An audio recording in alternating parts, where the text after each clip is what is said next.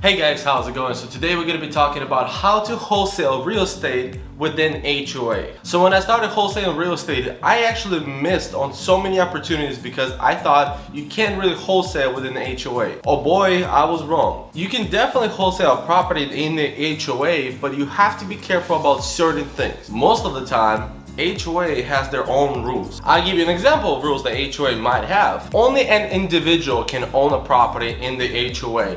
They cannot be in an LLC. Residents of an HOA have to be the people that bought the property. And you have to have some kind of certain income or whatever, credit score, they check all that. Those are just some of the things that HOA might have. Let me just make it clear. Not every HOA has those rules, but a lot of them do. So your best bet when you acquire property in an HOA, then give a shout to the HOA itself and talk to them to see what kind of conditions they have. Also, let's not forget about the HOA fee. I've seen HOA fees vary from like $300 to $1,000. I'm sure there are ones that are less or more, but that's what I've seen. So you have to include that in your deal because you have to tell the investor that's the kind of HOA fee they're gonna have to be paying. Because put yourself in the position of the real estate investor. If you purchase a property and you can't rent it out, let's say for 3 months or 2 months, you're paying that HOA fee with no one there and you're paying the mortgage. So I'll be honest with you, with the HOA, not as many investors really jump on those deals. But that doesn't mean that you should skip on those deals yourself, because there will be investors that might be interested in the deal,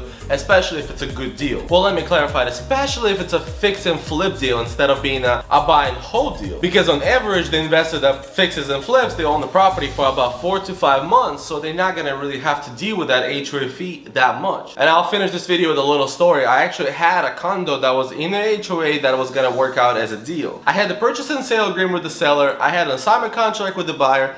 Everything was at the title company. The buyer made a deposit, everything was going well so far. The sale was a little bit complicated, but that wasn't a big deal. And then the title company found out some issues with the HOA. To own a property in that HOA, you had to have a social security number. So as an LLC or incorporated or whatever, any kind of entity, you can't own a property in that exact HOA. Plus the seller was going to bankruptcy and that property was supposed to be their asset and all that stuff. It was a whole ordeal. Either way, it didn't work out, so I had to move on to do different things and better things. But that's pretty much it. You shouldn't walk away from HOA deals because they can be very lucrative. Because a lot of wholesalers, just like I did in the beginning, will not even consider HOA deals. I hope this information helped a little bit, because when I was researching this in the beginning of my journey, I couldn't find a lot of videos or explanations of how does it work. If you find this video useful, like, comment, subscribe, all that good stuff. And as always guys, peace.